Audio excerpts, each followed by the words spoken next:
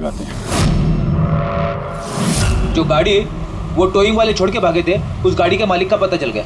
कोई हिरन नाम का आदमी है। बात हुई उससे? हाँ सर, बोल रहा था कि उसकी गाड़ी कल रात और आज सुबह के बीच चोरी हो गई थी। उसने आज सुबह लोकल पुलिस स्टेशन में रिपोर्ट भी लिखवाई है। अब मैंने चेक कर लिया। जब गाड़ी वहाँ मिली तब वो कहाँ पर था? ऑफिस में सर। मैंने आई विटनेस से बात करी है, शायद वो सच बोल रहा होगा। और वो टोइंग ट्रक वाला, उसके बारे में क्या पता चला? अरे सर, उसका लाइसेंस नंबर और नाम दोनों नकली है। जिप जैप नाम की कोई कंपनी है ही नहीं। शायद उसने किसी और नाम से रजिस्टर की हो। एक काम करो, यहाँ पे जितने भी टोइंग कंपनीज हैं उन सब की पूरी डिटेल्स निकलवाओ।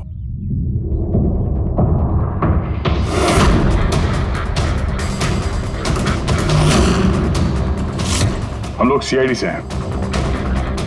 अच्छा हुआ सर आप लोग आ गए। मैं आप लोगों को फोन करने ही वाला था। वो क्यों? सर वो पिछले कुछ दिनों से सर हमारे यहाँ के सारे टोइंग वाले काफी परेशान हैं। काम आता है पर कस्टमर हाथ से निकल जाता है। क्या मतलब? मतलब सर, जब कोई कस्टमर हमको गाड़ी पिकअप करने के लिए कॉल करता है, हम वहाँ पर चले जाते हैं, पर सर वहाँ पर जाकर पता चलता है कि गाड़ी तो पहले से ही कोई दूसरे टोइंग वाले आकर लेकर चले गए। अरे ऐसे कैसे हो सकता है? सर वो तो पता नहीं सर, पर ये लोग गाड़ी तो ले जाते हैं पर डिलीवरी नहीं करते, गाड़ी लेकर भाग जाते हैं सर।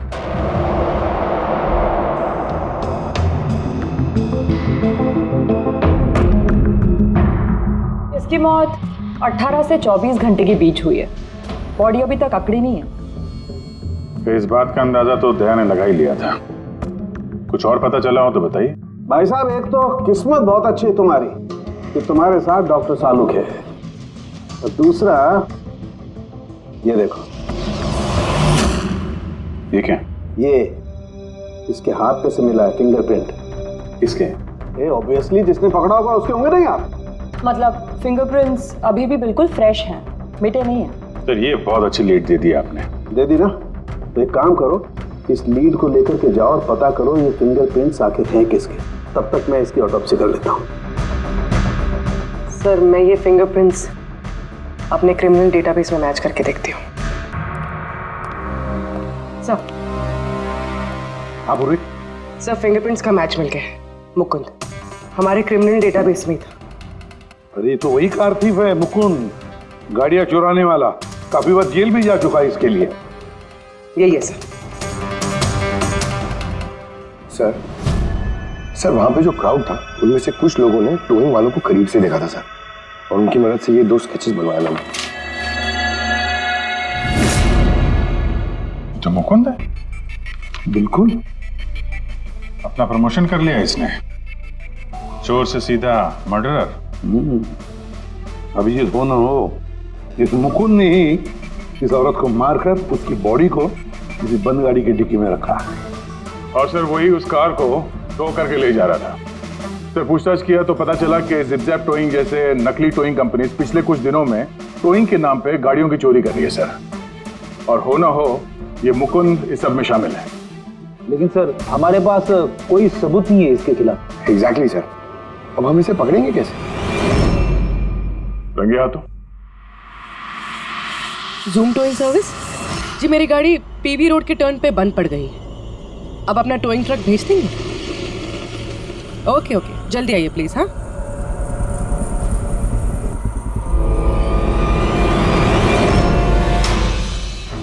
अभी आज इतना बड़ा कांड किया इस मुकुंद ने, इतनी जल्दी दोबारा आएगा क्यों नहीं? वही तो पता चलेगा कि वो कहीं पे बैठ के आराम कर रहा है और हम लोग यहाँ धूप में बैठे बैठे उसका इंतजार कर रहे हैं। रिलैक्स फ्रेडी, वो आएगा जरूर। लालच इंसान को आराम करने नहीं देती। अब देखना यह है कि पूर्वी की गाड़ी को टो करने के लिए आता कौन है, जूम टोइंग सर्विस या मुकुंद।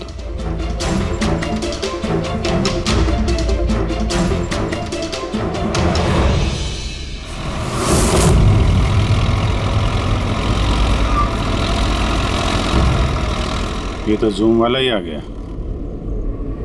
एक्चुअली गाड़ी स्टार्ट हो गई है, आप जा सकते हैं। Thank you so much.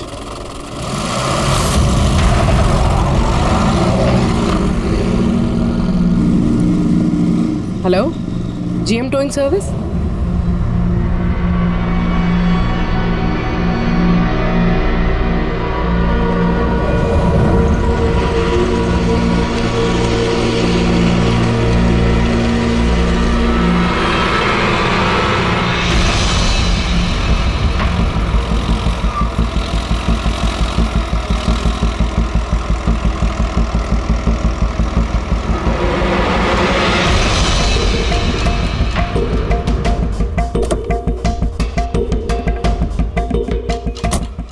जी मैंने जीएम टोइंग सर्विस में फ़ोन किया था। ये तो स्पीड है। मैडम वो भी अपनी है, ये भी अपनी ही है। जी हाँ मैडम। मैडम एड्रेस लिख दीजिए जहाँ गाड़ी डिलीवर करना है। तू एड्रेस लिखवा ले, मैं गाड़ी लगाता हूँ। ठीक है। पूर्वी ने कॉल किया था जीएम टोइंग सर्विस को और आया ये स्पीड टोइंग ट्रक। ये मुकुंद दिख नहीं रहा है। मैडम आप ऑटो से फॉलो कीजिए, हम लोग गाड़ी लेके आगे चलते हैं। ऑटो।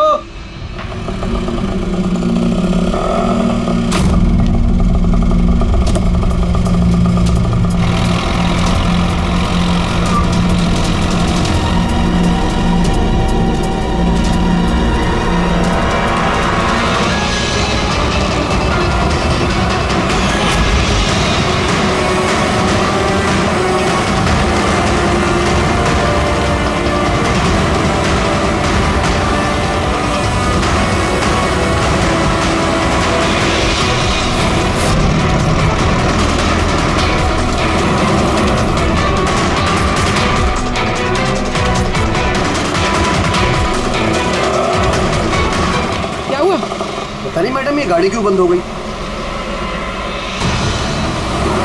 कितना टाइम लगेगा? पता नहीं मैडम, मैं इंजन चेक करके बताता हूँ।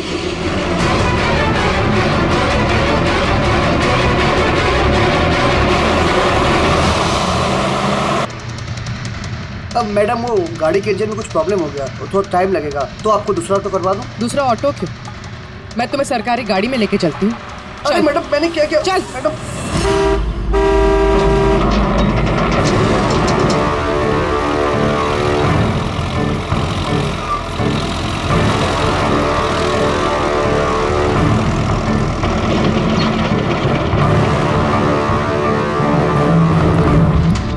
ले आया उस्ताद। अरे वाह मास्टर, गाड़ी तो बहुत बढ़िया है। गाड़ी लाने में कोई दिक्कत तो नहीं हुई? अरे अपन के होते हुए दिक्कत क्या हो सकती है उस्ताद। हाँ। बड़ा हाई फाई लड़की थी, जबरदस्त। अच्छा। अपना वक्त पे आ गया ऑटो वाला भी, वो लेकर निकल गया, अपन भी क्लियर आ गए, है ना? और नहीं तो क्या भाई। आप कौन? मैडम ने यहाँ का एड्रेस दिया था। एड्रेस? आप लोग कौन है? सीआईडी। चलो अब तुम सबको तुम्हारी असली जगह पे ले जाते हैं। चल।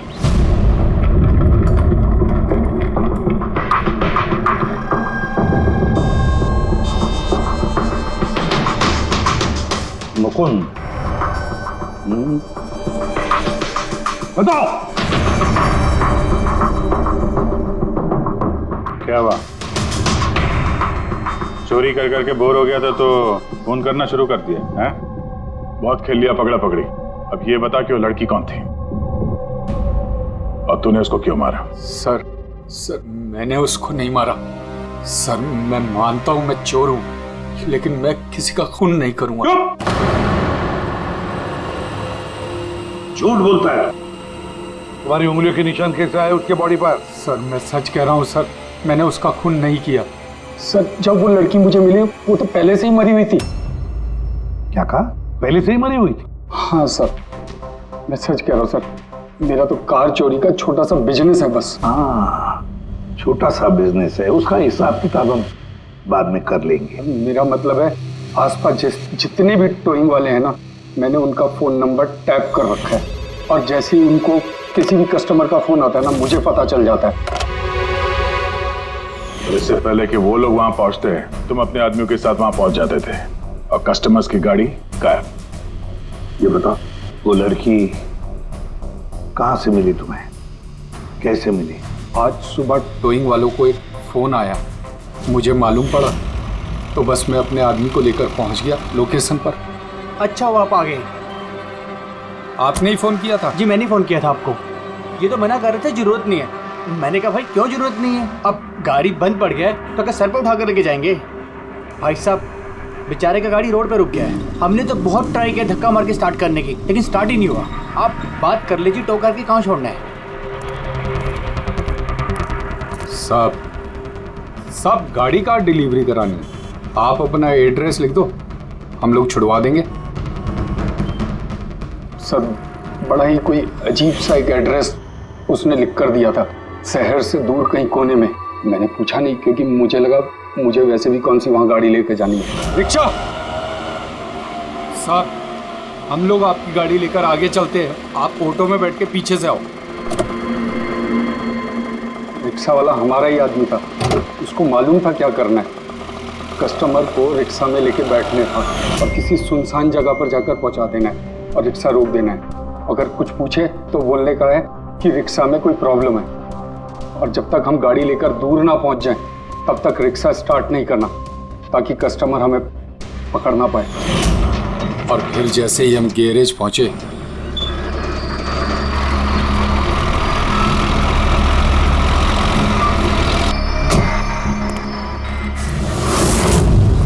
क्या बात है उस्ताद, क्या जबरदस्त माल लेकर आए हो। गाड़ी तो मास्टर मक्खन है, गाड़ी के अंजर पंजर करो अलग, किसी को पता नहीं चलना चाहिए भाई। उस्ताद जी कौन है? अबे क्या हुआ पप्पू? भाई ये तो मरी हुई लड़की है, डेड बॉडी है उस्ताद। तेरी ये लड़की इस गाड़ी में कहां से आ गई?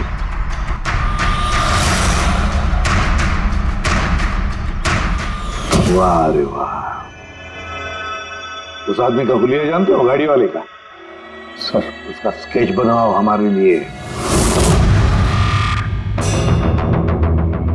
सर ये है वो आदमी जिसका स्केच मुकुंद ने बनवाया था, लेकिन ये ठीक नहीं लग रहा सर। ऐसा लगता है कि ये अपने हुलिया के पीछे कुछ और ही है। इसकी दाढ़ी नकली लग रही है सर। मुकुंद, टोइंग कंपनी से मिला मुकुंद और ये उसका पार्टनर पप्पू, और मुकुंद से मिला ये दाढ़ी वाला जो गाड़ी चला रहा था। और ये बेचारी लड़की कौन है? ये कौन है? मैं बताता हूं बॉस, ये लड़की कौन? कौन? इसका नाम है एना पाओलो, और इस लड़की के बारे में बहुत ही खास जानकारी मिली है। हाँ। ये बॉस, ये इस लड़की के पैरों का एक्सरे है, और इसकी उंगलियों को जरा गौर से देखो। नो ऑफेंस सर, ये थोड़ी टेढ़ी मेढ़ी नहीं है? एग्जैक्टली, इसकी टोज डिफॉर्म्ड है, और मेडिकल टर्मिनोलॉजी में इसे बनियंस कहते हैं। और ये बुनियंस होते क्यों हैं? भैया बहुत ही टाइट नुकीले जूते पहनने की वजह से, ऐसे जूते जिसमें उंगलियों को जरा भी जगह नहीं मिलती और उंगलियां एक दूसरे पर चढ़कर सिकुड़ जाती हैं, दब जाती हैं। पैरों का अंगूठा बाकी उंगलियों को दबा देता है, जिसकी वजह से अंगूठे का जॉइंट यानी मेटाटार्सोफेरेनियल जॉइंट इस तरह से टेढ़ा हो जाता है। ऐसी क्या मजबूरी है सर कि ये शूज पहनना कंपलसरी है? प्रोफेशनल मजबूरी, अपने काम की मजबूरी की वजह से।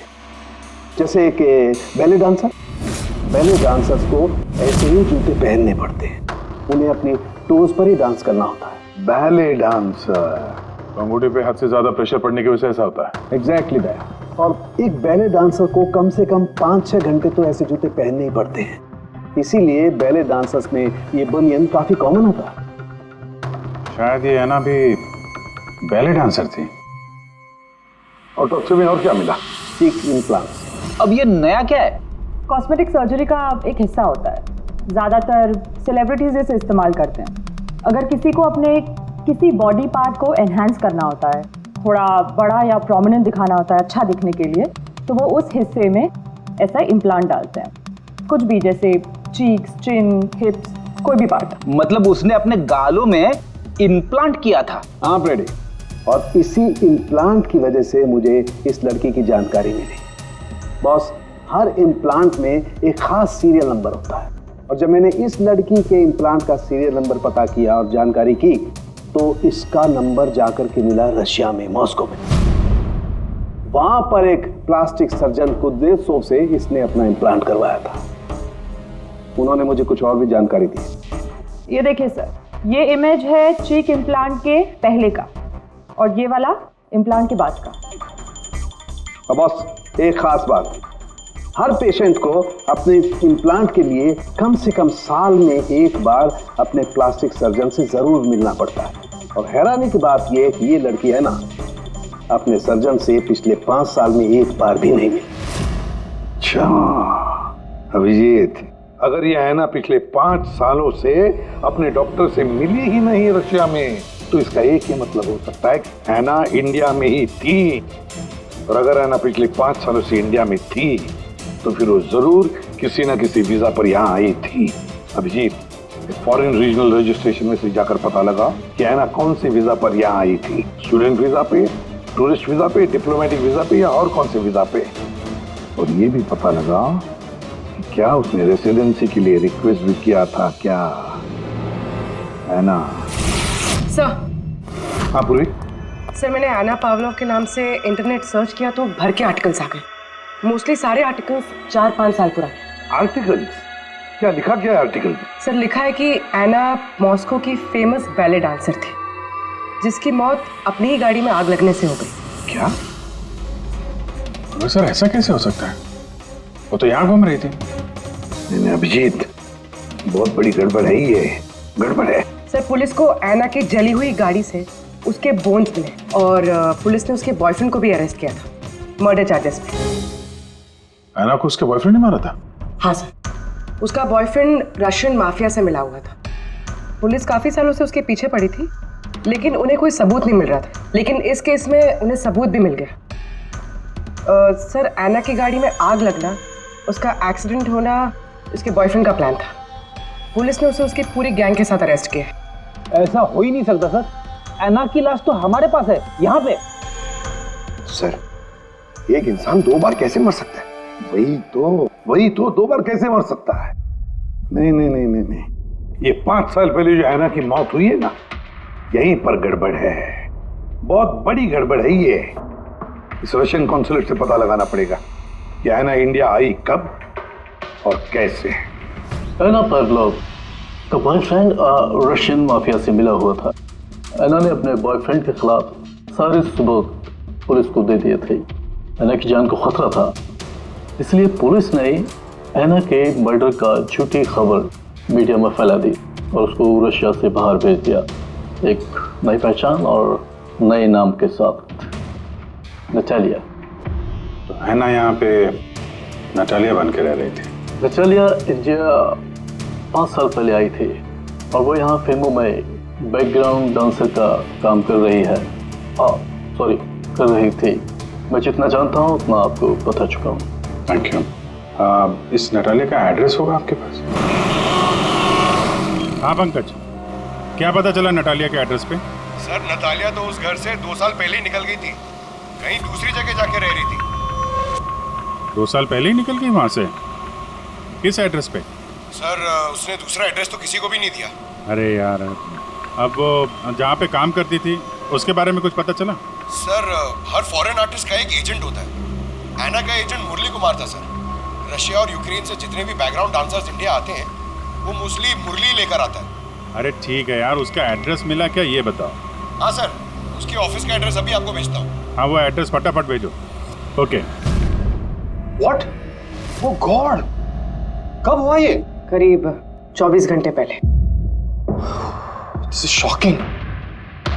लेकिन नतालिया को क्यों मारेगा कोई? She was such a nice girl. मेरे साथ 5 साल से काम कर रही है वो। She is one of my best dancers. आपसे उसने कभी कोई बात की थी अपनी किसी परेशानी के बारे में? नहीं, ऐसा कुछ नहीं, लेकिन पिछले 2 हफ्तों से काफी परेशान दिख रही थी वो। मेरे कुछ डांसर्स अभी हैदराबाद गए शूट के लिए और नतालिया ने उस शूट से जाने से भी इनकार कर दिया। आई डोंट नो व्हाई, क्योंकि नॉर्मली नतालिया काम से ना नहीं करती। इतने सालों से नतालिया यहाँ पे थी तो किसी से तो अपनी प्रॉब्लम शेयर करती होगी, कोई करीबी, कोई दोस्त। उसकी रूममेट सोफिया, काफी अच्छे दोस्त हैं वो, शायद उसे कुछ पता होगा। आपने और कुछ नोटिस किया पिछले कुछ दिनों में? कुछ दिन पहले मुझे गोवा से एक फोन आया था एक आदमी का, काफी हेवी रशियन एक्सेंट था उसका। नतालिया के लिए पूछ रहा था और यही बात बताने के लिए मैंने नतालिया को फोन भी किया, लेकिन उसका फोन लगा नहीं। कौन था वो आदमी, कुछ मालूम है उसके बारे में?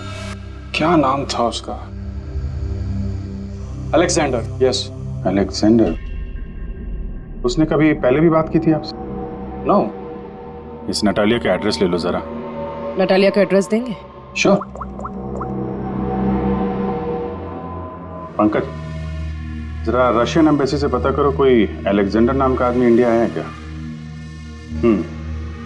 कहाँ रहता है, कब आया, उसकी पूरी डिटेल्स निकालो।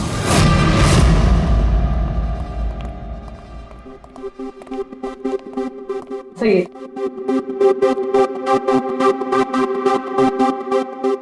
सारे न्यूज़पेपर? तो काफी दिनों से कोई घर पे था नहीं।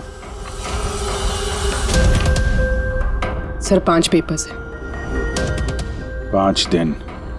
तो मरने से 4-5 दिन पहले ये नतालिया घर में थी नहीं, कहाँ थी? सर हो सकता है वो अलेक्जेंडर और उसके रशियन बॉयफ्रेंड के डर से कहीं जाकर छुप गई हो। देखते हैं।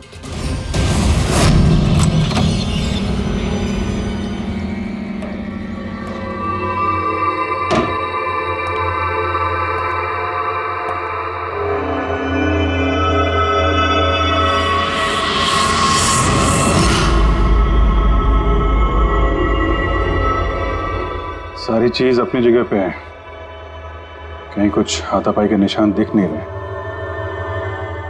ऐसा लगता नहीं है कि नतालिया का खून यहाँ पे हुआ है।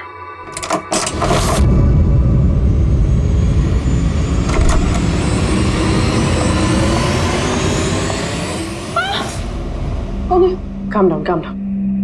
Ma'am, we from CID. Are you Sophia? Yes. Natalia से आखिरी बार आप कब मिली थी? 5 दिन पहले मैं हैदराबाद जा रही थी फॉर शूटिंग। और ये नतालिया नहीं गई, राइट?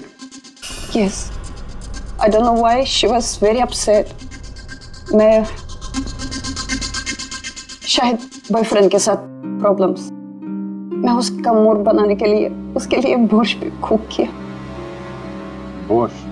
क्या है ये? What is this? East European dish. It's very famous in Russia. Like soup. We put in this carrot, beetroot, potato, spinach. Very tasty. Natalia का फेवरेट था। बेचारी लड़की। और रशिया में भी खुश नहीं थी और इंडिया में भी अनहैप्पी। आपको उसकी पास्ट लाइफ के बारे में कुछ पता है? थोड़ा थोड़ा। वो बहुत नहीं बोलती थी अपने बारे। आई थिंक कि उसका बॉयफ्रेंड भी उसको भी नहीं पता होगा। बॉयफ्रेंड? ये बॉयफ्रेंड कौन है? कुछ आइडिया है आपका? यस, लक्ष्य, बिग मैन। बट नतालिया बहुत अपसेट होती थी उसके साथ हमेशा। क्यों? वो दोनों लड़ाई, फाइटिंग, ऑलवेज। नतालिया लक्ष्य को बोलती थी डिवोर्स लेने के लिए और लक्ष्य हमेशा बोलता था हाँ हाँ, बट हमेशा झूठ ही बोलता था। ये आपके सामने ये लोग लड़ते थे? कभी लड़ते हुए देखा इनको? नो, बट नतालिया और लक्ष्य की वाइफ को देखा था। ये हैदराबाद जाने से पहले 1 डे बिफोर हम शूटिंग पे थे और लक्ष्य की वाइफ आई थी और सेट पे नतालिया को बहुत गाली दी, बहुत shouting and big fight, very bad. I see. ये लक्ष्य का एड्रेस है आपके पास? नतालिया के साथ अफेयर को कितना टाइम हो गया? तो करीब 1 साल हो गया और सर हम दोनों डिवोर्स भी ले रहे हैं। सर रिसेंटली मैंने एक दूसरा बंगला भी खरीदा।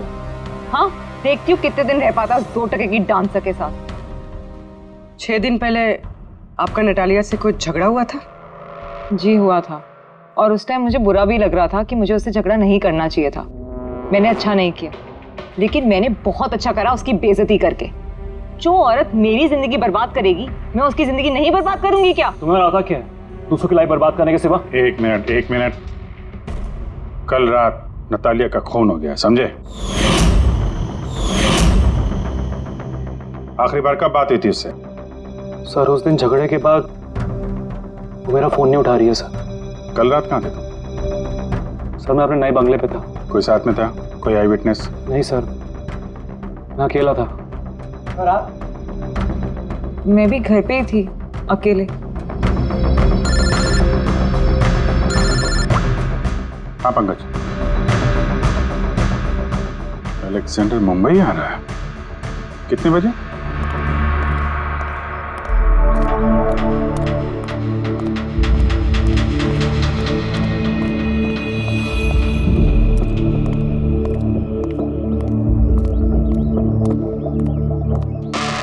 Alexander? Yes. CID. Okay. How do you know Natalia? Why are you looking for her? You work for Russian mafia? Why did you kill her? What? एना मर गई। हिंदी बोल। Very sad. I'm a police officer, Russian Police Department. This is my ID. अलग अलग language में learn करना, उसमें बात करना, it's part of my job. But है ना, कैसे और कब? 24 घंटे पहले एना का कोई रशियन बॉयफ्रेंड था, कुछ जानते हैं उसके बारे में आप? Yes, एना का केस मैं ही हैंडल कर रहा था। एना को नटालिया नाम मैंने ही दिया था। उसकी सेफ्टी के लिए कंटिन्यूस उसके साथ था। I see. आपको हमारे साथ ब्यूरो चलना पड़ेगा। एना पाउलो, 6 दिन पहले लक्ष्य की बीवी के साथ उसका झगड़ा हुआ। 5 दिन पहले उसने सोफिया के साथ कुछ खाना खाया और शाम को अलेक्जेंडर से मिली, और फिर 1 दिन पहले उसकी मौत हो गई। अब पता लगाना ये है कि बीच की जो 5 दिन है, वो 5 दिनों में वो कहाँ थी। ना उसे किसी ने देखा, ना वो किससे मिली। सर, शायद खूनी ने उसे किडनैप कर लिया होगा। एना के फोन रिकॉर्ड चेक किए? हाँ सर 5 दिन पहले ना एना ने किसी को कॉल किया, ना उसे किसी का कॉल आया। आखिरी लोकेशन भी ट्रेस नहीं हुई। सर 5 दिन पहले की लोकेशन उसके घर के पास के टावर की है। ये कैसे हो सकता है? किसी से तो मिली होगी, किसी से तो बात की होगी, खाना वाना तो खाया होगा। उसके ऑटोप्सी रिपोर्ट में से पता चलेगा आखिरी बार कब खाना खाया था उसने। सर एना के इंटेस्टाइन्स में बीटरूट, स्पिनच, कैरेट्स और मीट के अनडाइजेस्टेड पीसेस हैं। वो तो 5 दिन पहले खाया था सोफिया के साथ। मतलब 5 दिन से एना ने खाना ही नहीं खाया? हाँ फ्रेडी, पिछले 5 दिन से एना ने खाना ही नहीं खाया, क्योंकि 5 दिन पहले एना की मौत हो गई थी। आखिरी बार किस किस से बात की उसने फोन पर? सोफिया, मुरली और अलेक्जेंडर से। और आखिरी बार? सर अलेक्जेंडर से। अलेक्जेंडर? क्या बात हुई एना के साथ अलेक्जेंडर? या मैं एना के घर मिला था। मैंने उसको बोला था कि तुम्हारी अब लाइफ डेंजर नहीं है, तुम रशिया वापस जा सकते हो। Really? Yes. I'm free. Yeah. मैंने फिर से बोला उसको कि तुम मेरे साथ चलो रशिया। तो फिर एना ने तुम्हें फोन किया? या किया था। उस टाइम मैं एयरपोर्ट पे था, मुझे गोवा जाना था। क्या बोला उसने? She was happy, something कोई गिफ्ट है, I don't know, but कह रही थी कि मुझे वापस रशिया जाना है। कैसा gift? I don't know. She said, "Can I call you?" But she did not call me. Sir ये गिफ्ट ढूंढनी पड़ेगी। हाँ अभिजीत, उस गिफ्ट से ही पता चलेगा कि एना के साथ आखिर हुआ क्या था। आपने कुछ अलग देखा? Like, did you see something different? No, मैं इस कमरे में नहीं आई थी। ये नतालिया का कमरा है। नतालिया को हाल ही में कोई गिफ्ट मिला है। उस गिफ्ट के बारे में कुछ आपको मालूम है? नहीं। अभिजीत, गिफ्ट बॉक्स तो है लेकिन खाली है, कुछ नहीं अंदर।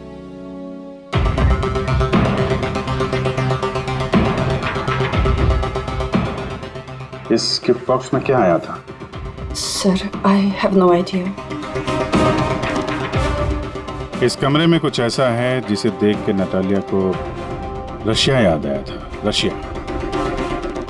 हाँ, एक्चुअली उसके कुछ फेवरेट मात्रोश्का के सुवेनिर्स है रशिया से।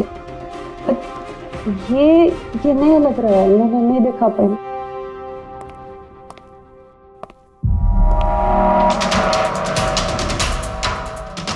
ये नया है?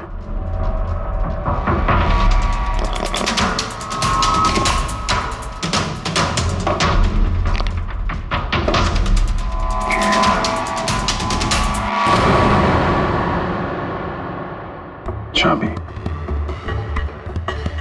ये चाबी के बारे में आप कुछ जानते हैं? नहीं सर, ये घर का नहीं लगता है। स्टॉल में ये चाबी छुपा के रखी। किस चीज की चाबी हो सकती है?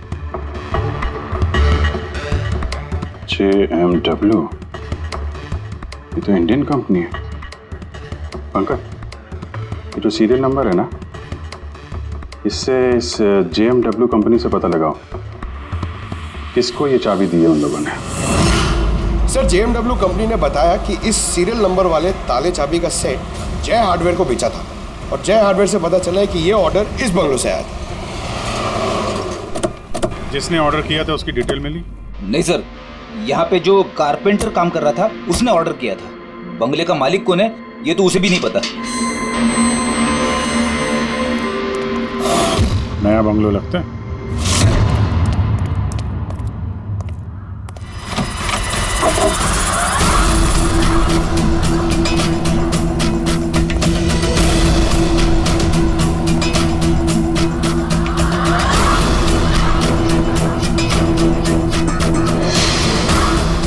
काफी प्यार से घर बनाया है। पूरा घर छान मारो, देखो क्या मिलता है।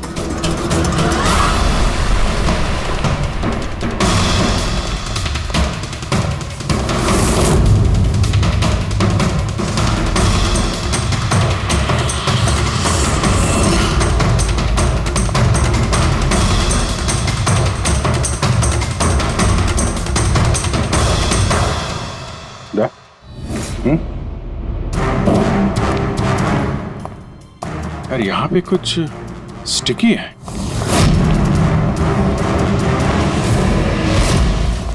सर, बाथरूम में कोई है, मालिक ही होगा। इंतजार करो उसका, वहीं पे रहो, बाहर भागने ना पाए वो।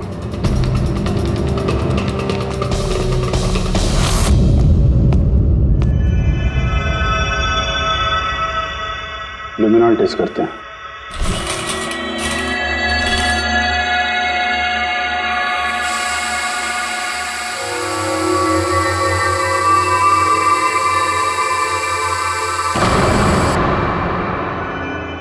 माय गॉड, यह तो काफी खून है। लगता है ना कोई यही मारा गया।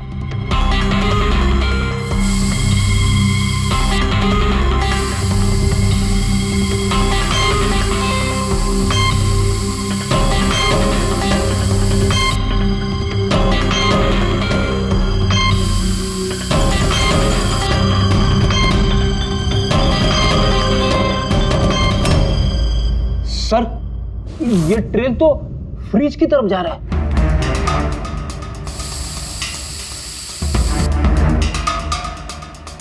तो फ्रिज खून से भरा हुआ था। लगता है ऐना को मारने के बाद बॉडी ठिकाने लगाने से पहले यहाँ फ्रिज में ही रखा था, इसलिए ऐना की मौत का टाइम हम ठीक से एनालाइज नहीं कर पाए। सर, काफी देर से नहा रहा है। चलो देखते हैं जरा।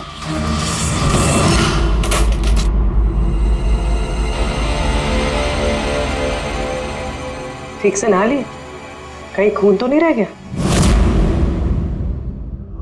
नतालिया शादी करके घर बसाना चाहती थी, खुद का घर लेना चाहती थी। मैंने सोचा अगर लक्ष्य से पहले अगर मैं उसे ये सारे आयशो आराम दे दूं, शायद वो मेरी हो जाए। इसीलिए घर खरीदा मैंने उसके लिए। It was a gift. और घर की चाबी एक रशियन डॉल के अंदर डाल के उसके दरवाजे के बाहर छोड़ दी। हाँ, उस रात मैंने उसे अपने घर बुलाया। मत जाओ, डोंट गो प्लीज। तालिया, ये घर तुम्हारा है, तुम्हारे लिए खरीदा है मैंने। A gift from me to you. Natalia, yeah, but why? Natalia, I love you. Will you marry me? Stop, say it, please. You're like my father, Jesse ho.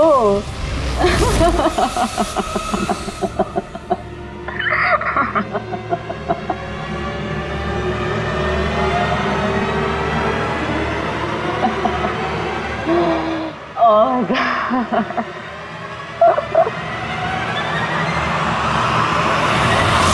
सचमुच उसे मारना नहीं चाहता था, प्यार करता था मैं उससे, लेकिन तुम अपने गुस्से पे कंट्रोल नहीं कर पाए। सर, मुझे समझ में नहीं आ रहा था क्या करूं। सबसे पहले नतालिया की बॉडी को फ्रिज में डाला ताकि आसपास में किसी को बदबू ना आए।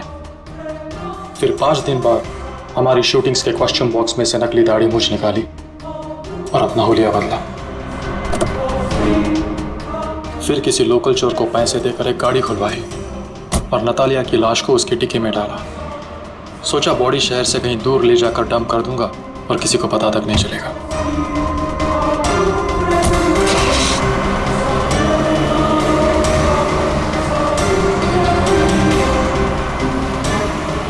लेकिन गाड़ी बीच रास्ते में ही बंद पड़ गई। इससे पहले कि मैं कुछ सोच पाता वहां भीड़ जमा हो गई और मेरा प्लान फेल हो गया।